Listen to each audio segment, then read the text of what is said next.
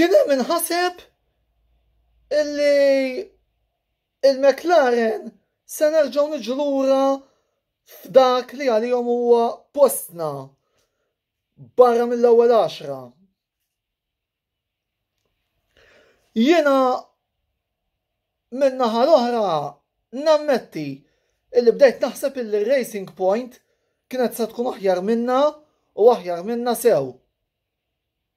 Ħasra li Lando Norris ħarbtilkom il-pjanijiet kollha, jew aħjar ħarbtilna l-pjanijiet oħra, grande Lando, b'kwavi ta' kwalifikazzjoni eċċellenti miż-żagħżugħ tal-McLaren Renault, Lando Norris illi irnexxielu iġib ir-raba' post u iġib ukoll l-aktar tluq il-qoddim fil-karriera tiegħu.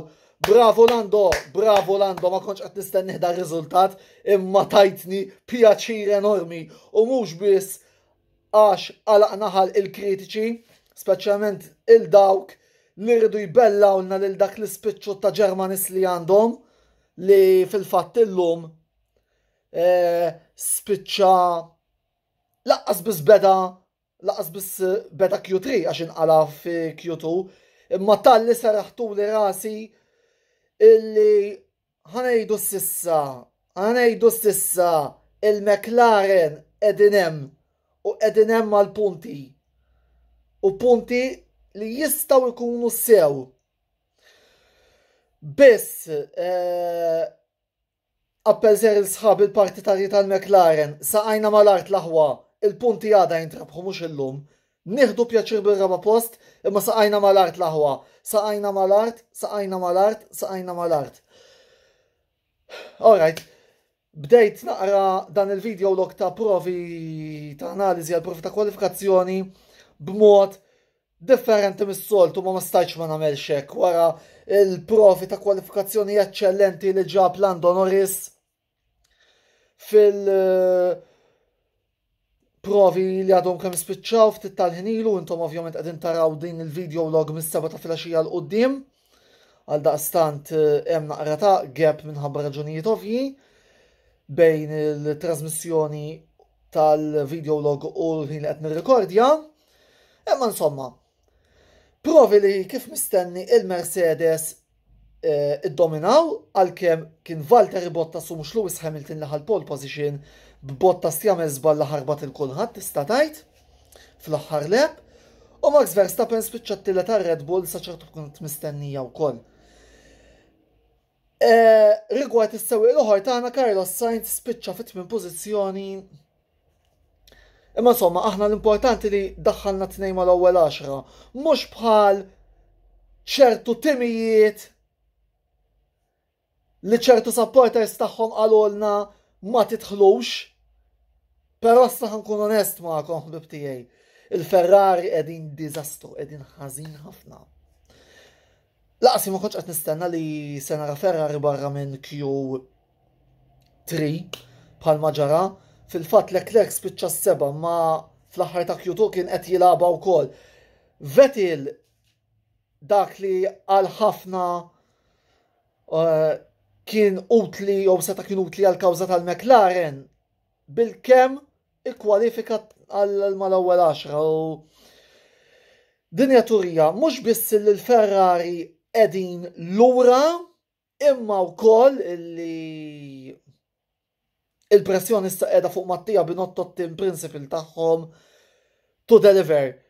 Kemm infakkar biss illi għal naqra inqas il-Ferrari kaċċet il-arriva bene.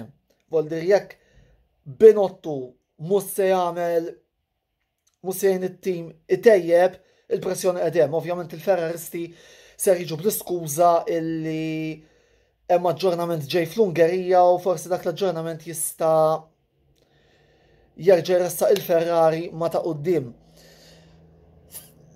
Sewwieq ieħor illi xtaqt nitkellem fuq huwa George Russell. Bravo George illi irnexxielu jaqla l-żewġ sewwieqa tal-Alfa Romeo u ġib 17 il-ħin u biftit ħafna ma wasalx għal Q2. Laqgħet insemmu l-Alfa parentesi żgħira Kimi kellu sessjoni diżastruża. L-Alfa jidher illi ma mhux qed irendu ħafna f'dan it-traċċat għalkemm biex nkunu onesti, dan huwa kumment li wkoll rajt fil-chats li kelli maħbib tiegħi gamers ta' Velocity Esports waqt il-prof ta' kwalifikazzjoni jidher li il-fatt li il-fabriki tal-Ferrari u tal-Alfa Romeo kienu jinsabu f'dawk li huma msejħin fokolaj tal-pandemija minħabba l-lockdown forsi affettwathom ukoll biex nkunu onesti u ngħidu l-affarijiet kif huma. Però fem, bravo George li rnexxielu jġib 17 il-post kredibbli. Ejja ngħidu hekk u forsi dak huwa s-sinjal li l-partitari tal-Williams kienu qed jistennew li jaraw it-tim tagħhom jersaq qrib il-grupp tan-nofs. Mill-bqija Racing Point ġew is-6 u d-9 Perez u Lance Stroll, kwalifikazzjoni onorevoli għat-tim ta' Silverstone, imma insomma. Parentesi żejra fuq għada, naħseb li għada ser naraw tiġrija mill-iktar interessanti. Nerġa' nġeddet l-appell li sħabi li jżommu mal-McLaren saqajna mal-art l-aħwa. Aħna t-tirtana li nispiċċaw fil-punti u niddefendu jekk mhux il-raba niġu mal-ewwel 5 fil-kampjonat tal-kostrutturi għal daqstant saqajna mal-art u nibsperaw li Carlos u Lando jkollhom tluq tajjeb u jġibu l-punti kemm jistgħu. Minix qed nippretendi li nispiċċa ir-raba jien għada, ma qed nispiċċa raba ovvjament se ngħidha grazzi. Li qed nippretendi huwa li għall-inqas nibdew nġibu l-punti diġà mill-ewwel tiġrija. U nistennew ukoll il-Ferrari ħanaraw se jagħmlu x'tit jekkux il-passo gara tagħhom ser jikkonferma l-kriżi li attwalment qegħdin. Għat-telliqa ma tantx hemm xi tajt, nistenna li tirbaħ il-Mercedes, minix qed neskludi rebħa ta' Bottas imma nemmen li fl-aħħar mill-aħħar se jkun Lewis Hamilton illi jibda b'rebħa għalkemm ma tistax xejn jista' jiġri fil-Formula wieħed tistenna minn kollox. Verstappen infakrukom li fis-sentej li rebaħ ma spiċċax fuq il-podju, voldiri għada fit-3 se jkollna kif jgħidu Taljani una gara da godere, una gara da vedere għal se jkun hemm ħafna argumenti x'intqalu. Inketbu fuq dal-istazzjon ta' YouTube, klik għal iżjed kummenti u kontenut ta' videologs. Infakrukom li għada ikollna il-videolog tal-logħba Inter Bologna fit-tmiem dik il-logħba, il-videolog tat-telliqa mbagħad joħroġ it-tnejn, noħorġuh bil-kalma, għal daqstan klik fuq dal-istazzjon ta' YouTube, għal kontenut ġurnalistiku, Facebook, il-paġna Antonello Sports Blog fuq Facebook, klik u koll hemmhekk u fuq Twitch l-istazzjon tagħna nkitbu hemmhekk ukoll klik għal dawk li huma live gaming, nibdew nilaqgħukom ukoll mal-ewwel ġdid ta' Formula 1 2020 kif ukoll għal tlilaq li nagħmel jiem ma' Velocity mal-gamers, skużawni, ta' Velocity Esports Racing. Mill-bqija, bħalma dejjem dejnilkom kif tagħmlu tliet affarijiet għamlu li tridu. Nistennew għada, nisperaw li l-McLaren ituna pjaċir bħalma tawna l-lum. Il-kumplament tas-serata tajba l-kulħadd ħbieb.